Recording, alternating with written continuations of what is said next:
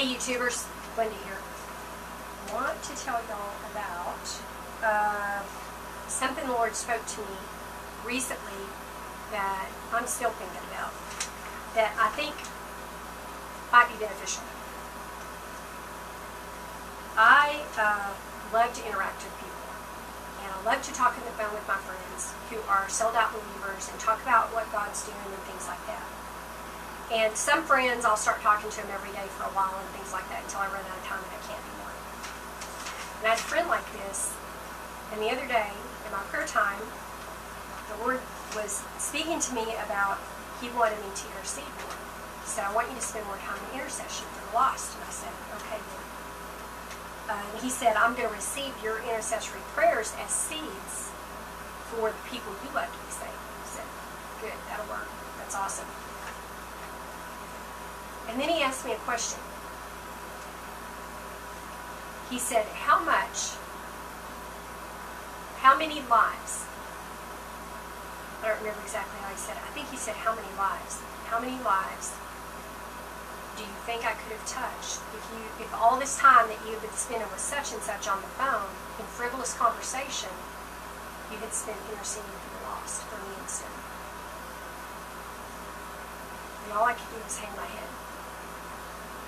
Because, God never asks a question to get information because He already knows all the answers. He asks a question so we'll find out the answer. And I just kind of hung my head and I thought, wow. I remembered so many 2-hour conversations, which y'all, I really don't have time to spend 2 hours on the phone. Honestly, I don't even have enough time to spend an hour on the phone with anybody. My schedule is so crammed, I can count the extra hours I have in a week, generally on one hand. Every single day, I have a schedule for what I do. It's the only way I can get everything done. Because I work full time. And I work from home, so I'm really not in contact with many people, and that's why I like to talk on the phone. It's not because I'm just, a chatterbox. I don't have a lot of human contact just during my regular days. So, and I don't belong to a church because the Lord's pulled me out of the church. So, anyway, He started showing me that I needed to look in my life and see what was bearing fruit in my activities and what was not. So I started to do that.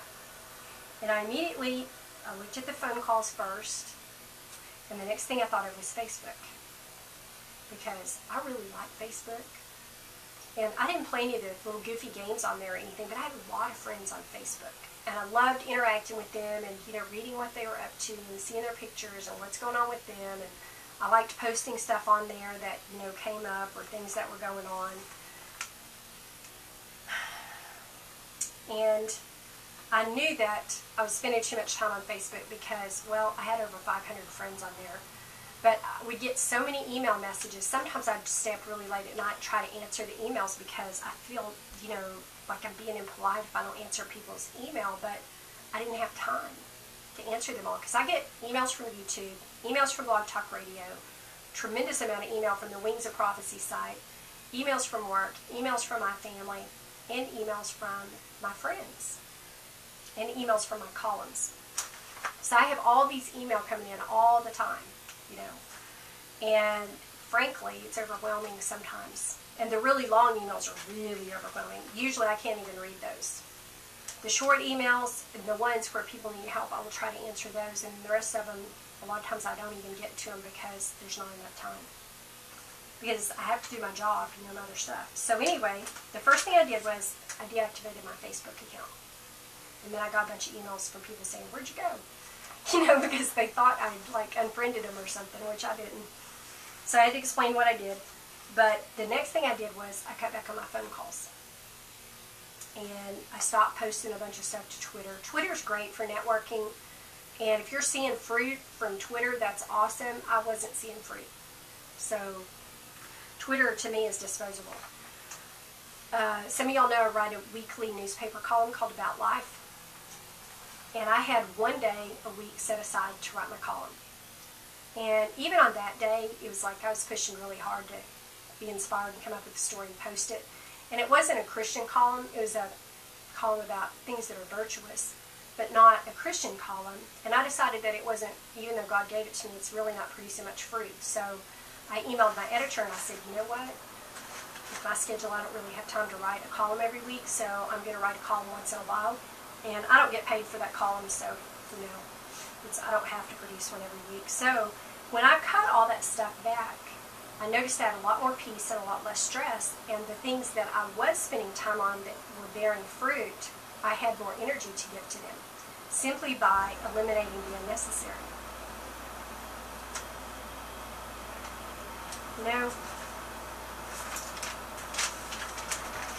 We can't all go to other countries and, be a missionary. We can't all go and minister to, the homeless, the addicted, the alcoholics. But we can pray for the people who are. We can pray that God will send someone to those people. I can't go to Oklahoma and try to help with, the sex trafficking of children up there that's been so much in the news the last few weeks, and the horrible, horrible child abuse that's going on up there, as much as I would like to and wish I could. But I can pray. I can't go out into the street and minister to everybody that's lost. But I can pray. And what happens when you intercede, there's so many people out there that have no one to pray for them. And what happens when you intercede is God will take your prayer and He will apply it to someone out there who has no one. Who has, maybe there's an abused child that otherwise is going to grow up and just end up in prison and never get saved and end up going to hell. God may take your prayer and apply it to that child, and that child suddenly has an encounter and someone preaches the gospel and they sell out to Jesus and their life is totally different. Or He applies that prayer to someone who maybe their whole family died when they were young, or their family rejected them and they're a terrible alcoholic or drug addict and they're just in the street and they've given up hope, and God reaches down and touches them and sends somebody across their path to preach the gospel, and their whole life changes and they go get a job and clean up their act and they become a glorious testimony of His power. One prayer spoken in faith for the lost can be applied to anyone in the world that's lost. And then God accepts your prayer that you took time to pray as a seed for your own household, your own loved ones. And this is what He has told me, myself. He has told me. You pray for somebody else's son, I'll save your son. You pray for someone else's family, I'll save your family. That's the way that works. You sow to the kingdom, God sows back to you.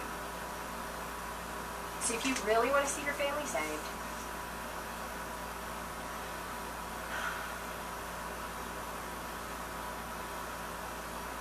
you may not have a speaking ministry where you go around and you speak to churches. You may not have a singing ministry. You may not have anything that you consider a big ministry. Well, let me tell you something. Intercession is very precious to God. Very precious. I think the first video I ever made for YouTube was something God spoke to me about intercession. He really, really wants His people to spend time interceding, even if it's just 5 minutes on your drive to work every day. He'll take that 5 minutes a day and He'll save people based on your prayers. Mary Kay Baxter is interceding with a group of people. I think I talked about this on another video. I forget now which. It's in one of her Divine Revelation books. It's either Deliverance or Spiritual Warfare, I think. And for hours and hours, God didn't give her a release to stop interceding. And then this went on all night. She'd get up, get a drink of water, go back, lay prostrate, intercede. About 6 o'clock in the morning or something, all of a sudden she had these visions, and she saw these beautiful, huge white horses with these huge angels with these swords just coming out of heaven. They were just like bursting out the gate, coming out of heaven. And they went down to all these different cities, to these different people. Like there was a drunk guy in a bar that was just wiped out. And then there was somebody getting beaten to death in an alley. And then there was this, like, I don't know, somebody's marriage in trouble, like an abusive marriage or something like that. And she saw these angels go to all these different people and touch them. Over the next several months, people walked up to her at her meetings. One of them was a drunk guy in a bar. All of a sudden, he just came to his senses, walked out, and she had seen this in the vision, walked out of the bar, dropped to his knees, and sold out to God right there. Another one was a guy who was getting beaten to death in an alley. And another one was, the marriage. Every single one of these things that she had seen in these visions, God had taken her intercession and had applied it to those people's lives, and it completely changed their lives. That's why intercession is so precious to him. So many people have no one to pray for them, or maybe their families just don't think to pray, or they don't know how to pray, or they don't care enough to pray. There are lots of families like that. I didn't know that. My family was very loving, and I didn't know that people had families that didn't care until I saw one. So anyway, I just wanted to pass that on to you guys. This intercession is really dear to God. It's really important. And whatever we're doing in our life that's not producing fruit, if you can cut some of that out and sow into the kingdom, you'll reap the blessing from it. You'll reap the benefit. But other people will also reap. And God will be blessed by what you do. So I hope this helps somebody. God bless you.